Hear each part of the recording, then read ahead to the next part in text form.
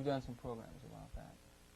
You know, that thing about energy and so forth, with people, talking about it. We've talked about it. Yeah, okay, yeah. Good evening and welcome to Conversations. This evening, Conversations is in the home of Ed Saunders. And to those of you who are in any kind of way regular viewers of Conversations in its mode of consideration of things like art and consciousness and ultimate responsibility for what might be considered the poetic vision in this part of universe, you'll have no need to be introduced to Mr. Saunders.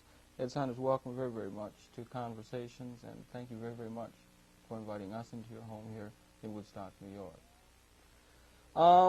The thing that I immediately asked of the program, structured around, was the phenomena of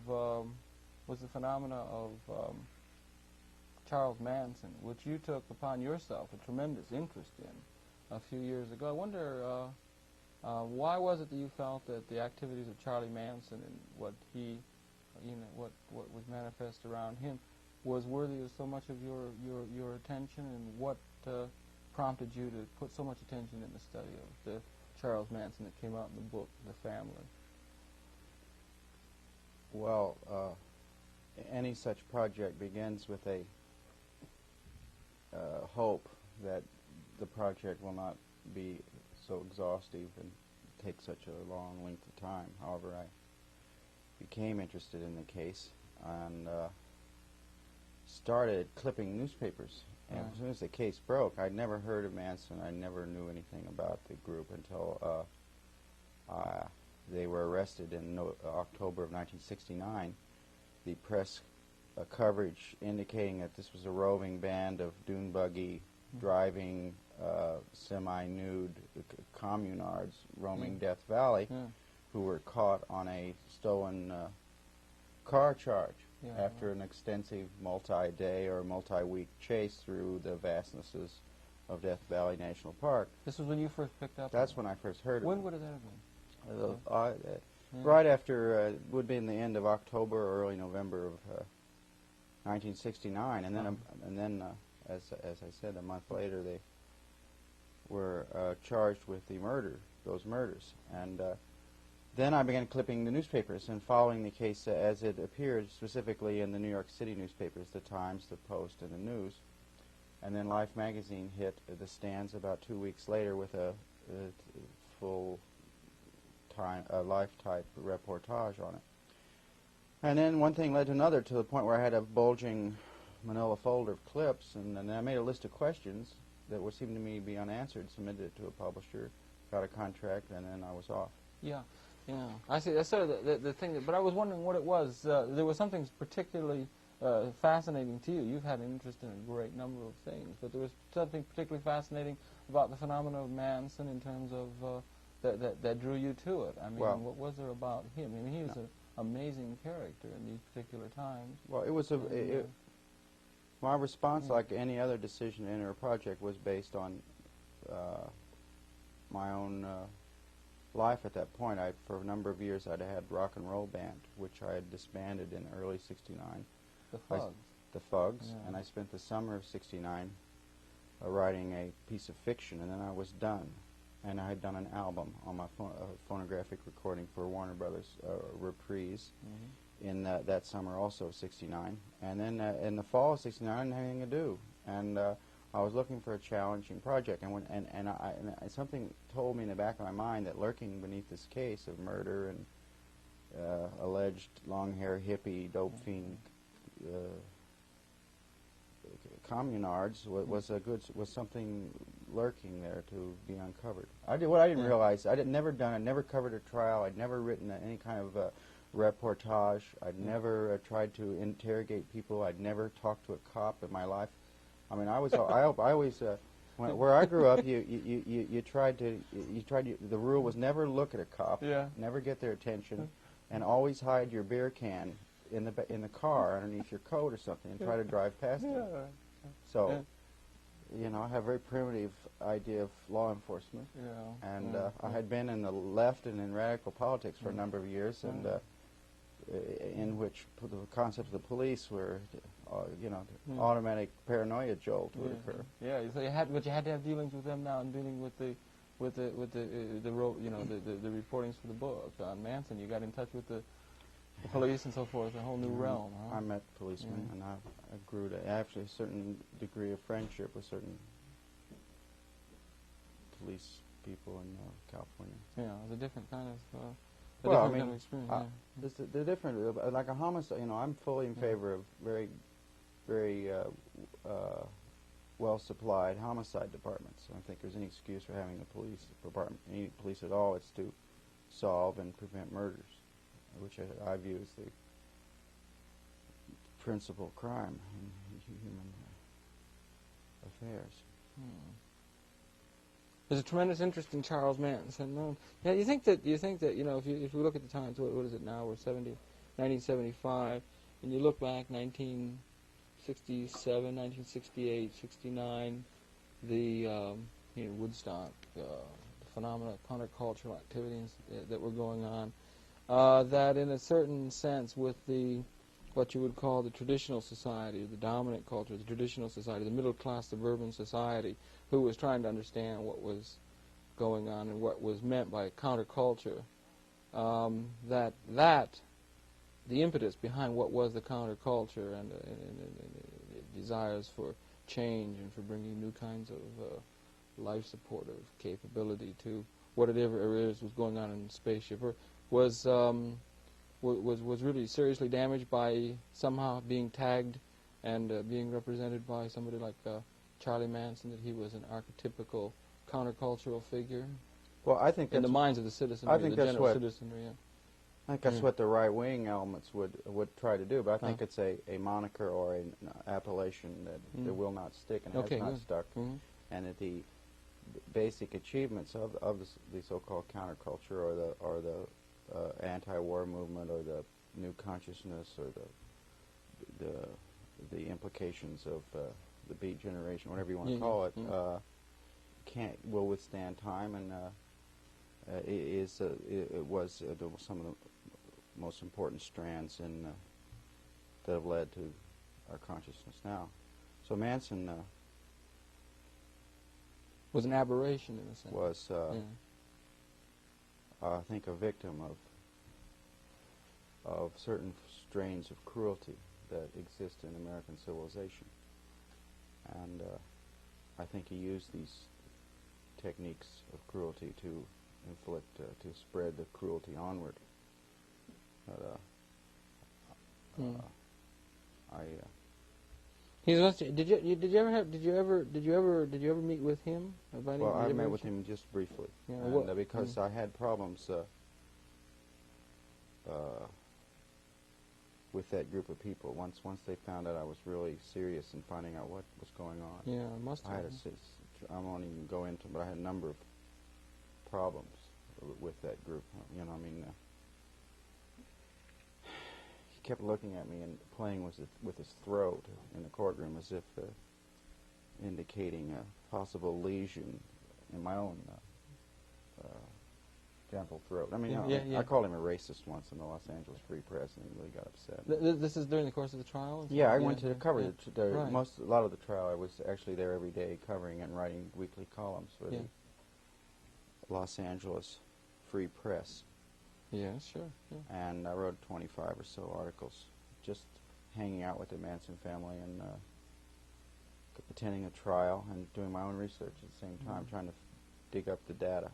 And I decided to write a form of journalism, a form of writing in the book, a chronological narrative, which is, I find, really hard to do. That is, I decided to figure out exactly what this group of people did for 3 years. Yeah. And that's what I attempted to do in my book.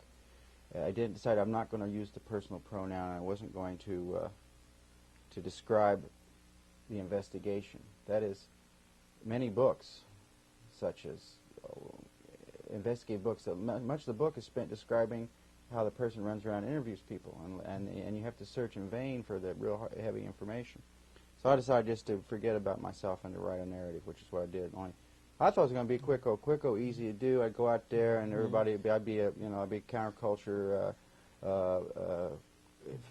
alleged leader, unquote, and I'd go out there and suck up the data and talk to a couple of cops, and then bop back up to my pad in New York City, type it up, and that'd be it. Yeah. Except I've never seen a case, because see that those murders, the Sharon Tate and Abigail Folger and Jay Sebring and Wojciech Frykowski and Stephen Parent and the LaBiancas and those other and the related murders were uncovered such a huge spectrum of things that people wanted to hide, everything from pornographic movies of Hollywood to drug dealings to people's cultic persuasions as to religion and generally people's bad news they wanted to hide on all fronts from all aspects of California life, and so there are all these desperate people interested in keeping these facts hidden. So sometimes you call somebody up on a phone and just to get one fact out of them would involve, like, you'd ask them a question and like a minute would go by before they would answer. You know what I mean? Yeah. And so one became like and you realize that after all that you realize why there's no real good investigative reporting and there's very little investigative reporting, because it's a nightmare to get. Sometimes you chase a fact for a year. You know what I mean? And I remember chasing one guy there was this one guy that was supposed to have been at Sharon Tate's house that night and delivered some dope or something, and so I was chasing this guy. I was trying to locate him. I was going through court records. I was looking for this guy, and finally found out where he was and where he lived. I found an address for him, and then they found him in a car trunk in LaGuardia or John F. Kennedy Airport. So I mean, that's the type of blind alley energy you'll expend and find out you can't interrogate some poor human being who was found in a car trunk. See? So I mean, there was a typical thing of typical problems I faced. But I tell you, it was interesting. At least I learned how to. I learned one of the things I learned was that the police have got to be converted to the benign civilization. They have to be converted. Absolutely, you can't deny the police and law enforcement in trying to transform the civilization. Absolutely cannot. Is there anyone who should deny, or is there anyone that can be denied in trying to transform such a civilization? Not to get off onto another tactic, or, I mean, I think there are those individuals. Are there some people who are so bad that they have to be denied, or? I think there's a lot of people who are so damaged and so warped and violent that they're, I think nothing short of their own aging process and ultimate senility will calm them out. Or they're beyond being able to be reached in order to be included within the benign society. Well, we're all trapped in the limitations of time. And yes, I suppose you had enough time with an Adolf Hitler. You had like 200 years of yoga meditation. You know what I mean? Or perhaps just the processes of the evolution of consciousness may arrive at a moment when they could be inclusive of everyone somehow as positively, beneficially involved in the broader aspects of whatever's going on in the evolution of that consciousness. Was it Joyce's line that we quote often in this program that history is a nightmare, from which we're awakening, and that we may be awakening. But as I say, we're trapped in time, but then processes are unfolding, and we may be at a time of real excitement of an unfolding or a new level of consciousness being realized in this particular in this particular part of the universe, which is a theme which in a certain sense I suppose is one that Manson himself had picked up on as being someone. He must have had an incredible some kind of power about him to have been able to have attracted the people to him the way he did. And I'm wondering, did you pick up on that in your brief dealings with him? Did he seem like a powerful person? Did he have strong feelings that were emanating from him and so forth? What was he like? What was it about? It's a very complicated subject, but you can treat it in terms of strands or skandhas or fibers in a rope. I would say that if you can get somebody to believe you're Jesus, you really got a leg up. And right. you know what I mean? Yeah. Not to mention Messiah. Huh? You know what I mean? And he had these people believing that he could float, and he could leap. The people would tell me that they had seen him jump a 12-foot wall, and that he was the greatest dune buggy driver since Sterling Moss. And that there's a difference. And they would have these ceremonies apparently where they have this mock crucifixion, like the penitentes of New Mexico, where they zap him up there on a makeshift cross. And the Did they put individuals- nails through his hands? Well, I don't know, probably Mm. LSD nails or Yeah, something. yeah, you know, it's yeah, hard yeah, to know. I yeah, mean. yeah. And then they would assume roles of the various early Christian apostles and saints. I mean, and there are other things. I mean, the ability to engender intense devotion and dedication to a project, Yeah. and to combine criminality with Christianity, with orgiastic romances, and Complete with dedication, right? with various, and you know, then there's the homosexuality of it that has not been talked about a lot. But in other words, there weren't really sharp distinctions in the eroticisms of it, and. And he must have had. He must. And he Ultimate, actually. remember the yeah. physic. I'm sorry. No, it's all right. Go ahead. No, I'll just say in the 60s, Yeah. they were talking about, man, you're trying to take me on your trip, man. Yeah, I right, don't want to go on your yeah. trip, Yeah. or don't talk to me about your trip, or Yeah. wow, what a trip. Yeah, yeah. Well, that was, Yeah. trip. Yeah, that's the right, whole yeah. concept of the trip. That is, that in other words, that those people that formalized the acid babble of the 60s, referring it to an airplane trip and re-entry and the whole concept of the trip. Yeah. And the trip without a ticket and Trip to another consciousness. trip to Trip whatever, out of here. trip yeah. out. Yeah. So Yeah. I guess it's not untrue to say that a lot of people were taken on the same trip. Yeah. Well, there's an intense longing for the realization of the kind of peace and tranquility, or the kinds of altered feelings and conditions that accompany altered states of consciousness. And there are various people. There's a tremendous interest in that now, with traditional yogic disciplines being widely, having a tremendous following. They're having the Naropa Institute's going to be getting together out there in Denver again this June, and there will be people by the thousands trooping to that in search of another kind of consciousness, and some sort of, the Maharishi did the thing in the Astrodome with the people by the thousands were there looking for another consciousness, since there seems to be manifest largely a sense that there is some sort of other kind of reality, a separate reality than the normal reality that people have found for various reasons to be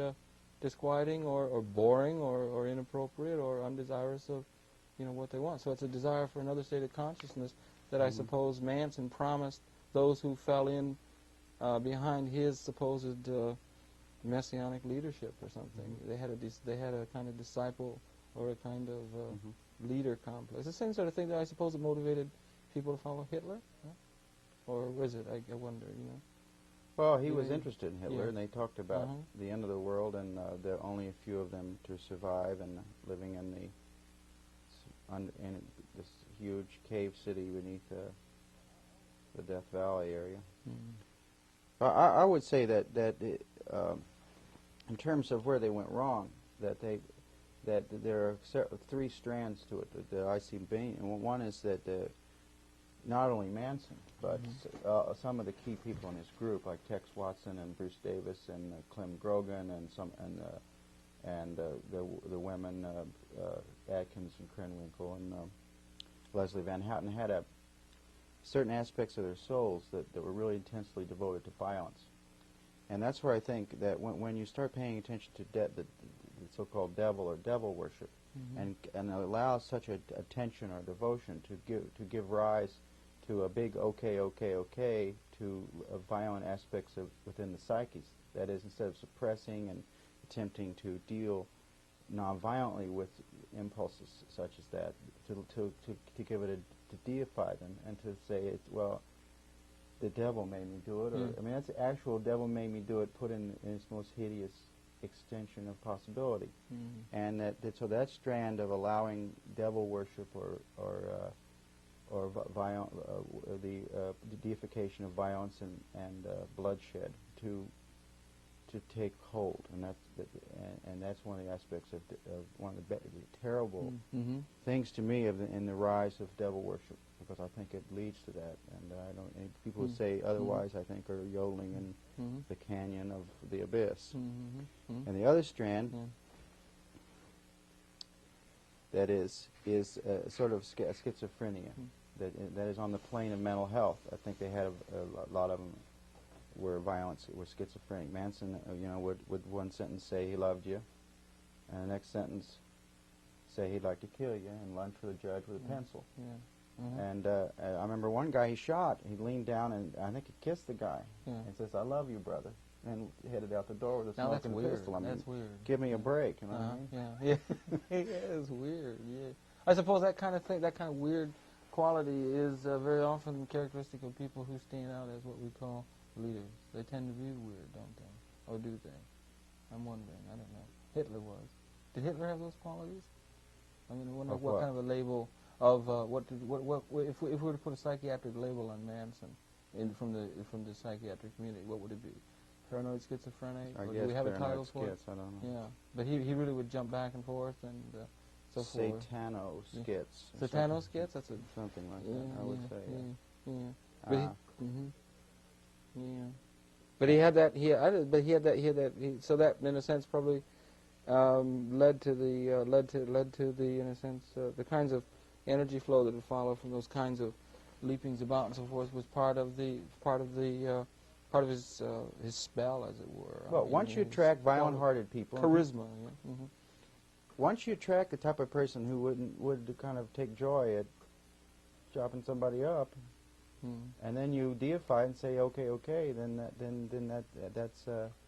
But isn't it true, if I'm not mistaken, isn't it true that the people who, and I'm wondering how many people there were right around him in that, but isn't it true that the people who were right around him, that this idea of the devotion that was given over to him and to what they were doing, the idea of murder or the idea of death being introduced into that which they're doing, came a little bit later, and in fact I have seen some people in the popular media who were connected with him saying that there was that they had to be, in a sense, convinced that this was something that they had to do, but originally the idea of murder, for instance, was not involved. Although I suppose it's coming from the same kind of area of black worship or whatever it is that you were talking about. That speaks to the third strand of what I think.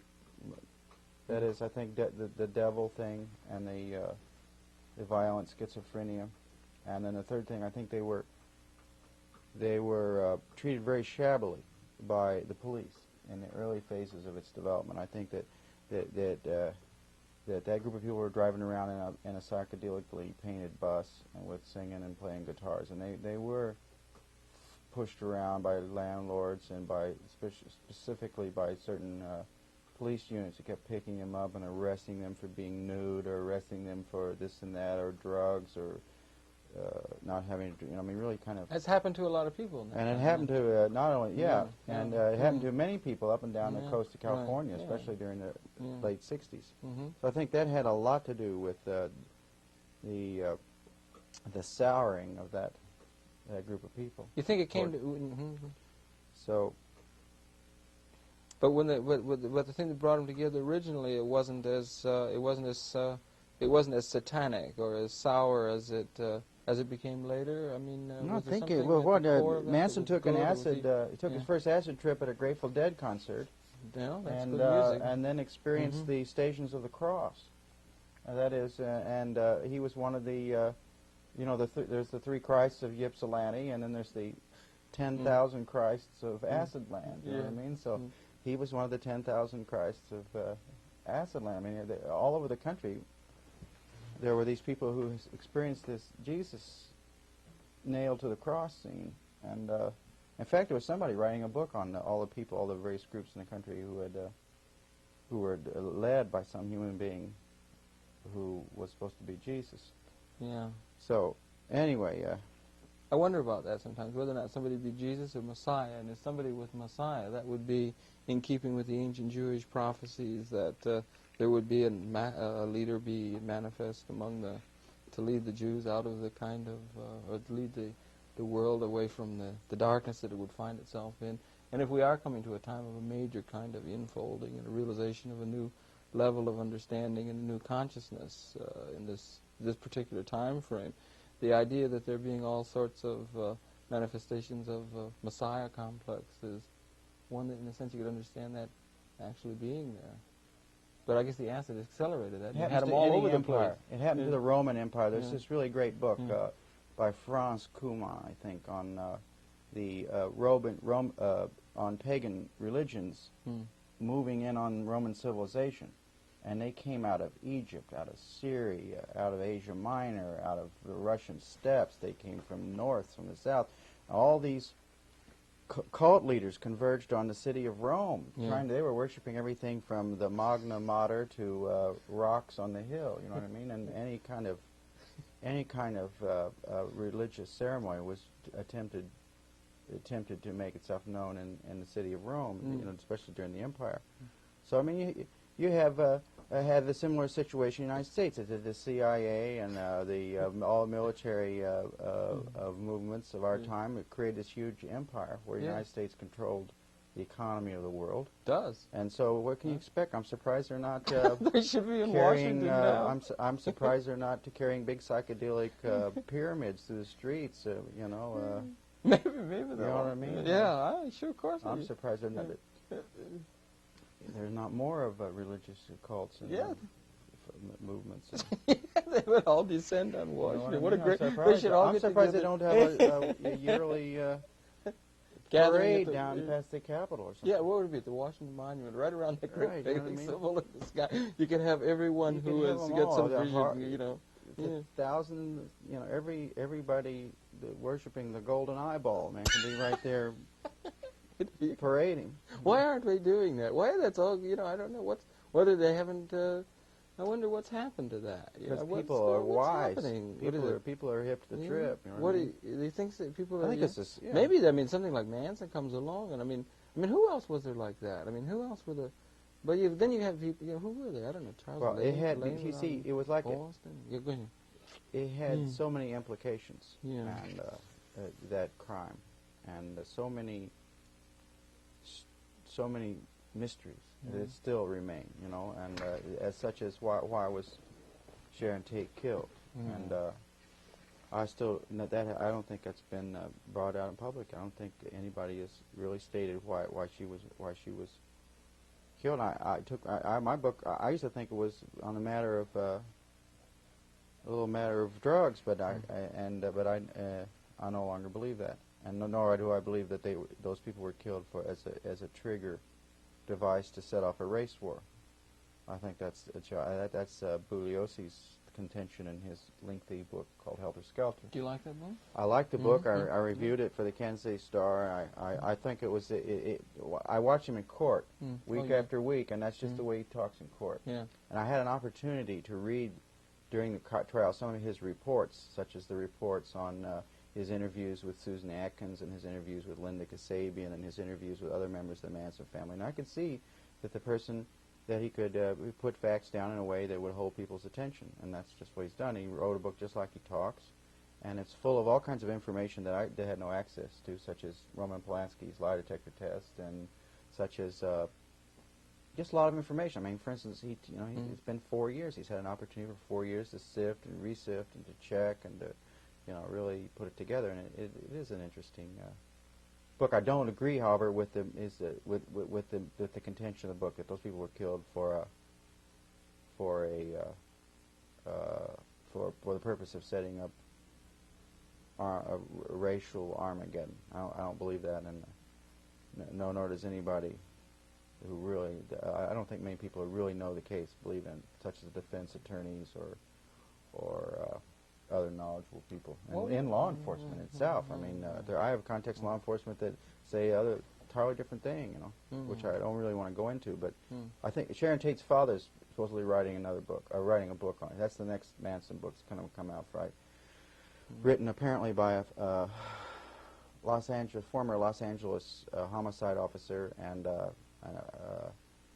Sharon Tate's father, and that's supposed to be the new heavy book, new heavy information. So the beat goes on. It's like what Graham Greene said in The Third Man. He said, he had this Army intelligence officer said, one's case file is never closed. Even after 50 years and all the participants are dead, they're still lingering. I mean, they're still writing books about figuring out the conspiracy on Abraham Lincoln, you know what I mean? Yeah, I know, yeah. So, and if they had the information, they'd be working on Julius Caesar. Yeah. Unfortunately, the Catholic Church burned everything relative to, anything they didn't like, you know. So I wonder why. Yeah, that's right. Yeah, but I mean, why? Yeah. Why would they have? Why were they killed? And why is there such an attention given to Charles Manson by the general? The general population is very interested. Because you know why? Is there such an interest? So I don't know. Because people who know that Yeah. that the case is still open. Yeah. There has been after Manson was after the. I've heard of FBI investigations that are still valid relative to the case. I've heard of there's new information that are supposedly coming out in her Sharon Tate's father's book. I've heard of I get people write me letters all the time with new information. It all points toward a incredibly startling reason that those people were murdered. That is the motive, speaking as to why they were. And if what I've heard is true, then it's going to really startle people. And What? It has because it's historically it's interesting from a historical point of view. I mean, it's interesting. It's the motive is historical, and the details are historical. And I don't really go into it because I may decide to write it up. Yeah. Well, I mean, if there hadn't been that, if there hadn't been, as you say, like in those times with people who had done drugs and I don't know, whatever, like I saw one time John Bleibtreu wrote this thing we've mentioned a couple of times on acid, and talking about what it does is that it affects the flow of serotonin from the pineal into the it's an enzyme that Decreases it or increases it? I'm not sure exactly, to tell you the truth. I think it decreases it, but I'm not exactly sure. But in any effect, it affects. The point is that it affects the flow of serotonin and mimics exactly the effects that are achieved physiologically within certain yogic disciplines. I mean, they've measured it. It's exactly so. Except in the case of the yogic discipline, you had to, in a sense,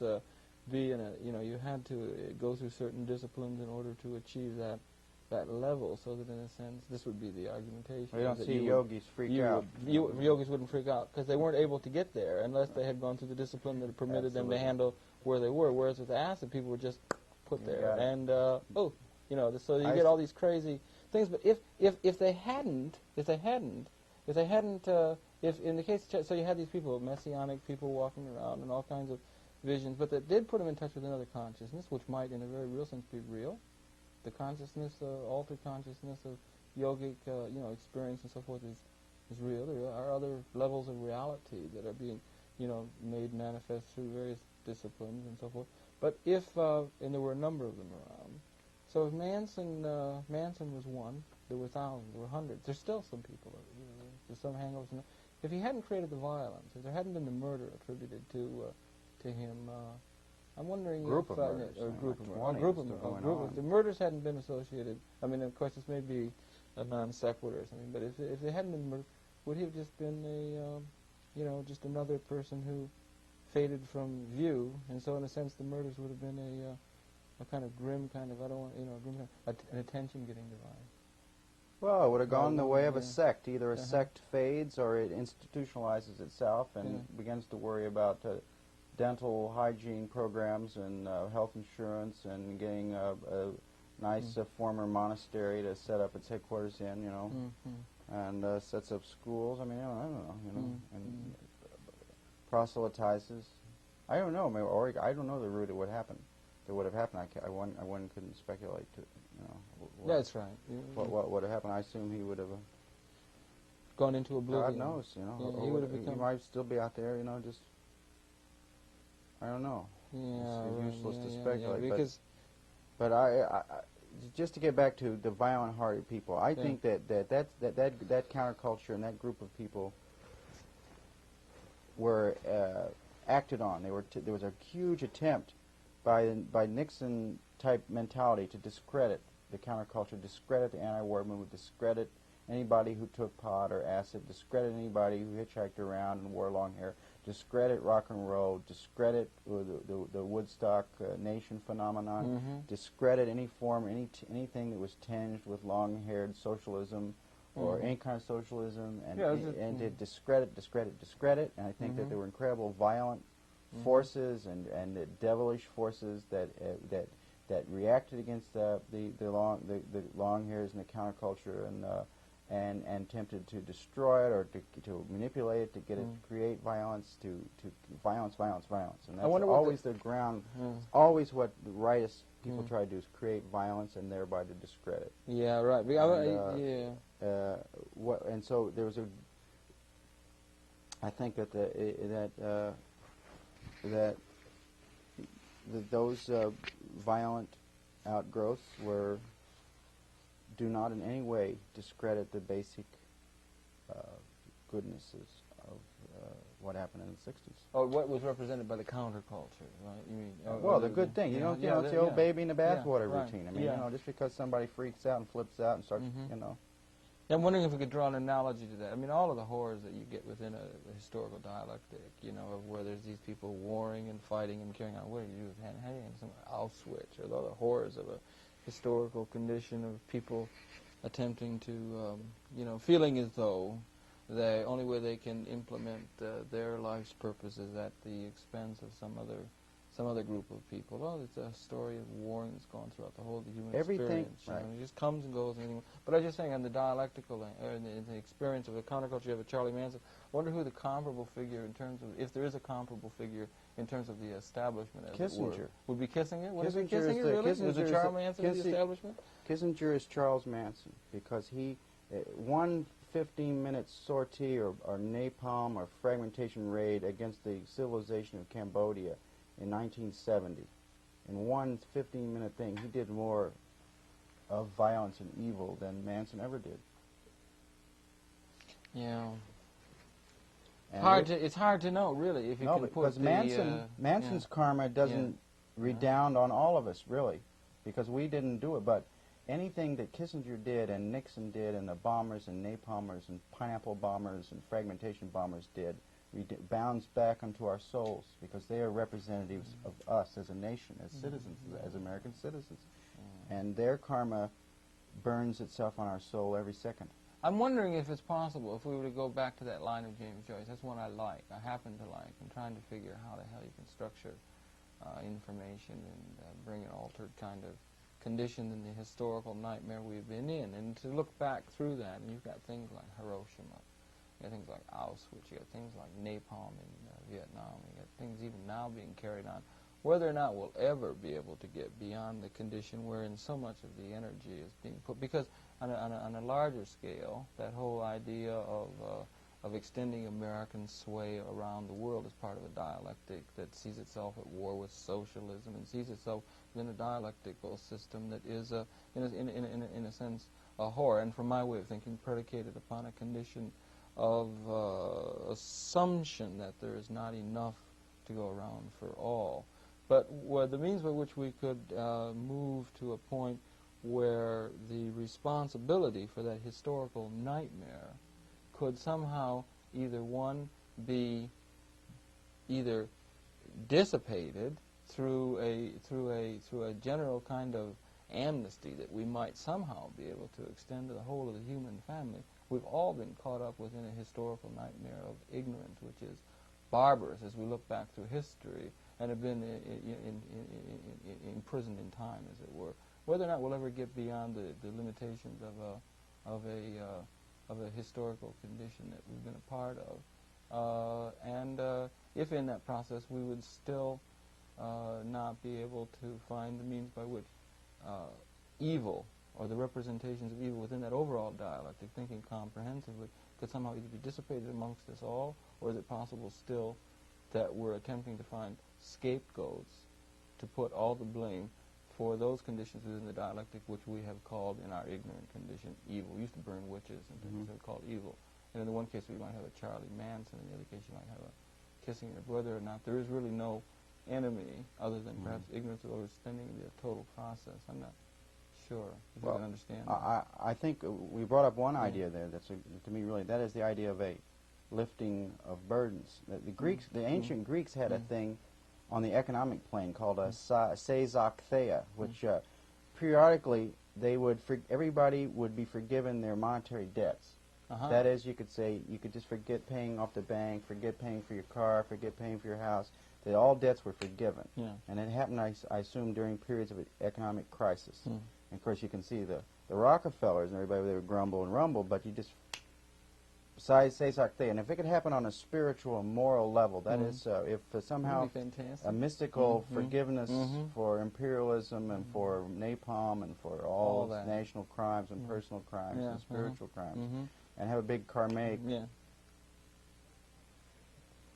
that would be great. That would have something. Maybe that would have something to do with what we loosely term something like human liberation, is a term that's usually, it's if you're doing something like we do this thing, and we like to think it's somehow being done in the service of something that we loosely are groping. What is it, like a big group grope toward something called human liberation, which is resonatingly pretty close. I happen to think that we may be pretty close to an interrelated kind of, this is strange thinking, we may be very, very close in temporal or time way of thinking. We may be very, very close to a kind of like interrelated such click. I mean, within the next, to my way of thinking, sometime within the next few months. That's my sensing of things and everything. And so I'm always trying to structure and to think in terms of that ultimate possibility, and therein be able to deal with people in such a context wherein I don't see any enemies. And this is really difficult these times because there's so much paranoia and scapegoating going on, as we have a tremendous sense of excitement, because the new that condition that you said is very highly desired by many people, and it's a life-supported desired thing. But we haven't yet quite got the situation together, and usually it comes right down to where we're just almost ready to do it, except there's somebody there that's going to be like, there's somebody like, well, there's somebody, everybody can be forget, except it's maybe it's Kissinger. Now we'll just get him, get him scapegoat. Maybe it was even in the case of Nixon, or it's maybe Charlie Manson. Everybody could be approved. Do you understand what I mean? Well, and I think the problem you raised, get everyone. That's why I was talking that thing can about be solved by nonviolence. I'm a personal believer in the Gandhian ahimsa, and I think there's a mystical power almost in nonviolent direct action, and I think that the way to confront evil, and more specifically evil people, is to confront them with nonviolently. And I think somebody like Kissinger could be confronted, but you need a few Socrates types. That is, people with access to Kissinger on a high level. You have to raise their consciousness. And to not let him sit down to a nice, elegant banquet without giving him a little grief or giving him a dialectical Don't you think exchange. I think he's got a lot of grief. I look at him sometimes, and he looks to me like, he looks to me like, well, we've done a couple programs. Well, he knows that history is getting ready to puke on him. Well, so, that's the way. He's got problems. I'd be Can you imagine? Can you imagine being Henry? They're all aiming to get him. There's tremendous pressure under. He's under a lot of pressure. Because it's not the 19th century where historical records can be destroyed. This is the era. This is the data era. Yeah, that's Anything anybody does. It's going to catch up to This is data. Yeah, we're finally going to be able to. We're going to be able to finally have it clean. We're going to have the whole record, right? The record's going to be. Anybody wants to look at the garbage. The garbage has not been thrown away. Yeah, right. I mean, and the garbage is right there in the filing cabinets and on microfilm, microdot, microfiche, and other. We did a program with Barry Goldwater a couple of weeks ago.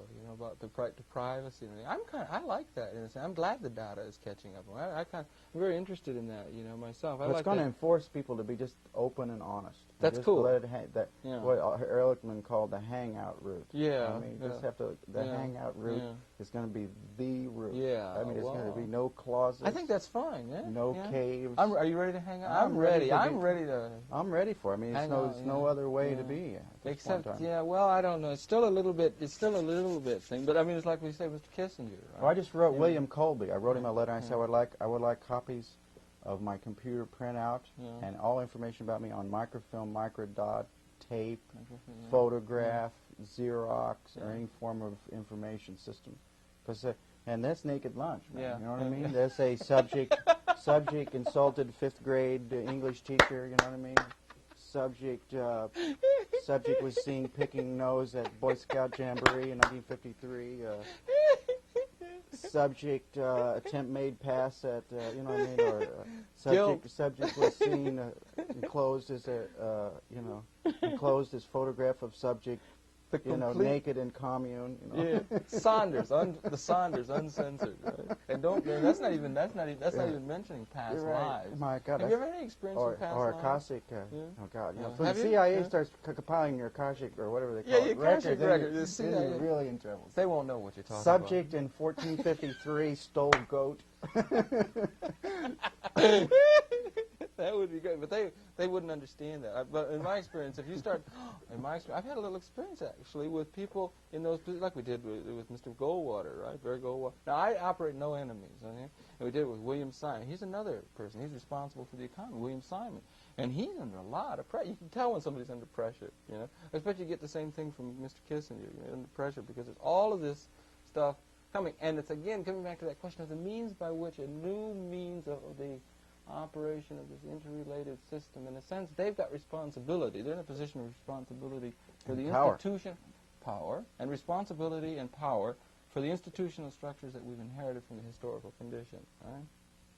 We've inherited these nation states. We've inherited the President of the United States, and we've had all these institutional structures, which are, if we're coming to a new kind of condition relevant to that general amnesty that you talked about, as being perhaps relevant in terms of the broader operations of the evolution of consciousness, that those traditional systems that we've been operating under are inadequate to the new condition. So they feel under tremendous threat, particularly as they begin to start thinking in terms of a historical condition in which change, major change that has been introduced within a dialectic, you know how that change has been generally introduced, don't you? You know, a new system would come along and wipe out the old Well, system. it's the Akkadian hillsmen coming down and wiping out the the Sumerian, barbarians at Rome. Sumerian valley dwellers. So that people are responsible for that old way of doing things. They're just, within the thinking the dialectic, they think, well, it's going to, the only way you're going to have a new system, new to them means you're going to wipe out the old. It may be, possibly, and this is coming back again, Mr. Fuller, Buckminster Fuller, who is like a poet, and probably, we did a program, I mentioned it with Allen Ginsberg one time, with Mr. Humphrey, Hubert Humphrey, and he recognized Hubert Humphrey's political. Humphrey and Ginsberg were on the same. No, wouldn't that have been? That would have been. That might have been. It would have been probably good. Humphrey. Well, because Ginsberg's gentle enough and nonviolent enough to actually get into a dialogue with Humphrey and karmically to discuss some of Mr. Humphrey's transgressions. Well, Mr. Humphrey's a pretty nice. I think. Well, of course, the trouble with me is I like everybody. Oh, Humphrey's right? okay, but I mean, he's got the blubber mind problem. I mean, he's got a weak. His karma is bad on the war, of course, and on kowtowing to Johnson. And he's a vice president. And to be he's an older guy. You can't be a populist while you're depopulating. Well, anybody who's had a position of responsibility within that historical nightmare. He didn't want to lose his security clearance, I guess. Well, they're going to have a hard time explaining some of the things he did. But we have to be, from our position, it would seem to me, you have to be careful of not to lay too heavy an emphasis upon reading that past from the expectations of the present or future. If you go back and you say, how could you possibly have done that? Those people people who have been operating in those past systems have been operating in a condition of where they didn't, you understand what I mean? Well, we'd be in much better position if Humphrey won the election against Nixon, in my opinion. He didn't because of the Yippies, right? The Yippies did that. They got some karma to answer for, wasn't it? Yeah, I'll bet you if they hadn't gone to Chicago, that he may have won. Well, there were only about 100 Yippies. Look at that, 100. But there are other people that there were went to 7 Chicago. Yippies on trial finally in the end, right? But they weren't all Yippies. There were only two Yippies and 5 other human beings that were not having anything to do with the Yippies. They were basically. But it was the Yippies who put that together. Well, the Yippies were like the Citizen Threlwell in the day of Wordsworth. That is the type of person for whom the police and the media devote much of their time and space, and they accept like Bernard Marx in 1984. They accept the hate of the police and the people. Yeah, Yippies. Who are the Yippies? Reuben and Hoffman, I guess you have that. Well, Reuben and Hoffman I agree. Were the Ehrlichman and the Alderman. Well, I think it was they might have had something to do with it, but I think that the weakness of the divisions within the Democratic Party ruined the chances of Democrats. Well, it's academic. I mean, he didn't win anyway. But anyway, Mr. Humphrey, we had this program with Mr. Humphrey, right? It's interesting, though, isn't it, that there were 7 Watergate defendants and 7 at the trial in Chicago. I don't know if you say. Mr. Daley, I noticed, still won the mayoral election in Chicago. Anyway, he's still. Anyway, this program was. As long as they got those graveyards, he'll always get the votes. Yeah. But in any event, yeah, he's waving to the crowd. Yeah. But in any event, but the thing is, we did the thing with Mr. Humphrey, and he said on the program that the poetic process, the political process, which has had principal responsibility for the operation of the planet. In terms of those, the President of the United States are political people; they're not poets. But that the political process, and this is why I was interested in what he said. I don't know if he was jiving, but he didn't seem to me like he was. He was telling this is what he really felt. He didn't think he had any chance at the presidency or anything like that, so he was just talking, and he said he felt that the political process will, and we talked actually about things like human liberation, which is hard to introduce in those political circles, such abstract concepts. But he talked about human liberation. He said the political process would be included within the poetic process, and that in a sense the poetic, it's in the poetic process which is the ultimate responsibility for understanding what it is comprehensively that's going on. And then he was having reference to that general proposition by our having introduced the concepts of Mr. Fuller, who was a comprehensive ecologist, as it were, and counts himself like an integrated poet in terms of getting a comprehensive understanding of what it is that was going on. So in bringing that back to the Kissinger, or the idea of that poetic consciousness would, in a sense, introduce itself to those responsible for those political institutional structures we've inherited, in a way of introducing to them an alternate means of operating the spaceship Earth, but do it in a way that's not political, do it in a way which is going to be able to, recognizing a transference from a condition of scarcity, not only economically, but in terms of our understanding of the broader patterns of what's going on, scarcity, which has been the historical nightmare that Joyce had reference to a dawning realization of opening upon the capability of assigning design or institutional structure, on the realization of there being enough to go around. This would represent the effective, ecologically sound utilization of technological productive systems. I think probably, like we were talking before about the Bay of Fundy as a ecologically sound means by which energy could be generated. Mr. Fuller suggested we need new economic propositions by people responsible for the traditional systems to bring some of those ecological sound patterns to the operation of the planet.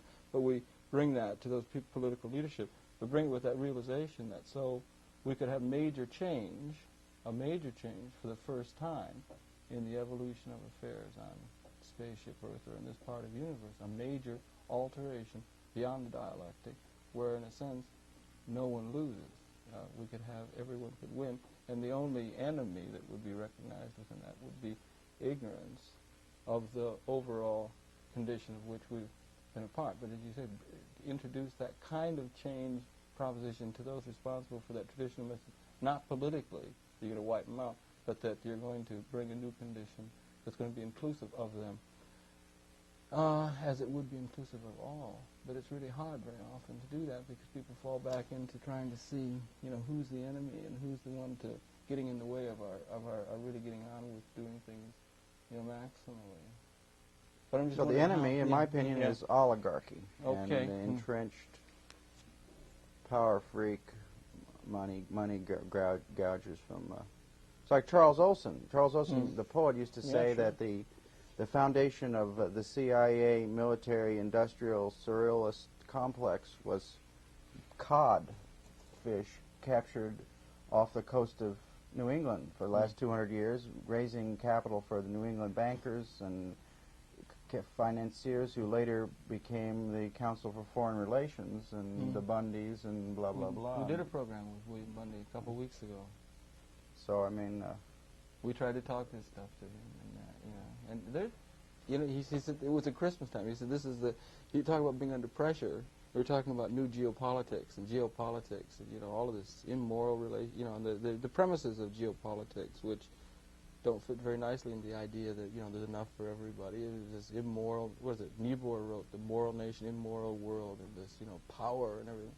But he said it's the most difficult. It's the most. I liked him again. But he said it's the most difficult. It's the most difficult Christmas that those people have ever experienced.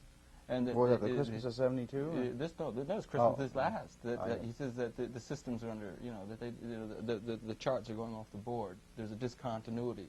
They don't understand. The old game isn't working. There's a new condition that is not able to fit into the traditional pattern. So a lot of those people in positions of responsibility for those, traditional patterns of operation are under tremendous threat. I mean, because they don't yet. We've not yet. We've been spending, perhaps people who are concerned, perhaps we've been spending so much time just trying to knock it rather than trying to get in touch with them within a context, nonviolent, as you say, Gandhian in that sense, of providing an alternate way of doing things, and why, in terms that could include them. But that's like getting beyond that idea that there's an enemy. And so much of the energy generated within a dialectic is coming, because you've got the enemy to identify. And that's where so much of the energy comes from.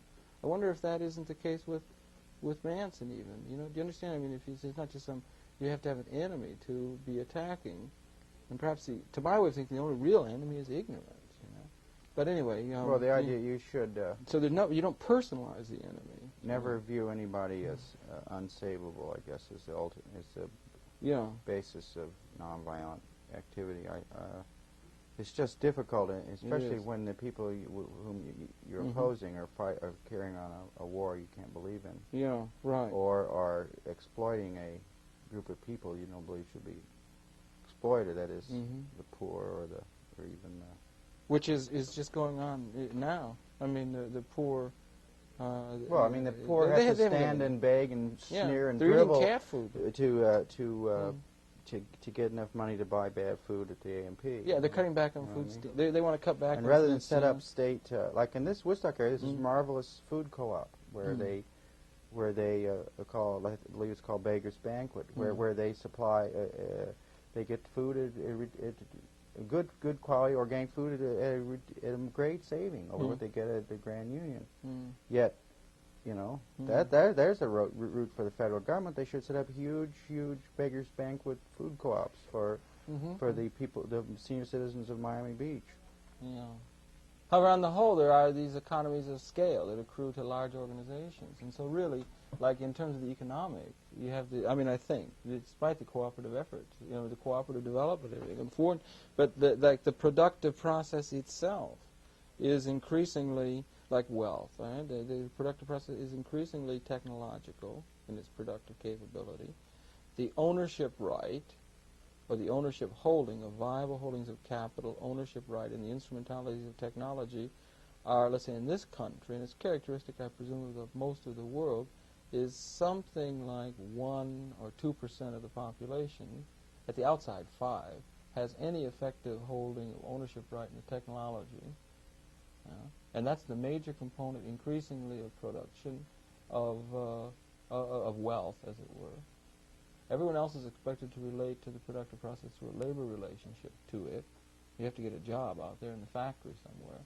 And here they are getting Lordsville, and they're getting plants, and they're getting automated processes of moving information and so forth, which is making it unnecessary for a lot of the kinds of work, task, things that people have been doing to justify a living. I mean, there's a discontinuity with the way we've been organizing things economically. But again, then, if there is something wrong with the traditional system, then the thing is is to present, it seems to me anyway, present to those people in that position responsible an alternate way of doing things. That's something I'm interested in a alternate kind of. I got the economic system, this economic system, Louis Kelso, that is interesting and seems to be interesting to those people, because they got these huge multinational corporations now. Maybe there's some hope in that. In many ways, they begin to start thinking of the whole planet. And still, the economic system is prevented from making huge sums of money off of pain and off of people's natural needs, that is, for food. I mean, it's going to come a day where you're going to be buying a big balloon full of fresh air, which they'll hang outside of your windows, big floating balloon, and you'll be paying out the nose for mafia-controlled fresh air. You know what I mean? So I mean, it's going to be a grim gig. You know what I mean? You think it is? As long as as long as you have to pay out the nose for getting just what you need to be a biologically surviving human being, then See, that's a hard thing for those people to understand. The people who are responsible for the economy, let's say. they want to make their money. They want to make money. They want to go over to the Harvard Club and brag about their stock dividends of that quarter. You know, I mean, Well, they want to make money, and they want affluent. Would you be generally in favor of the proposition of a condition where everyone who wanted to be, and this sounds maybe absurd, okay, so anyone who wanted to be could be, affluent? I mean, the idea of general affluence is one that is appealing to you. Well, other than with the I mean, there's nothing ennobling. There's nothing How particularly ennobling about poverty, is there? I mean, I don't think. there's always a Howard Hughes come along. Mm-hmm. You know, who's going to want to have.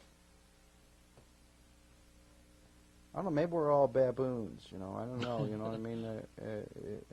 Maybe there has to be a general scalpel job done by some super emanated extraterrestrials to shape up the Earth. Or maybe it's just ourselves. We have to shape ourselves up, or get ourselves together to where we can understand it, in a way what it is that's going on. It's the will to rip off. There's this incredible will to rip off, that I see, as a curse in the human species, and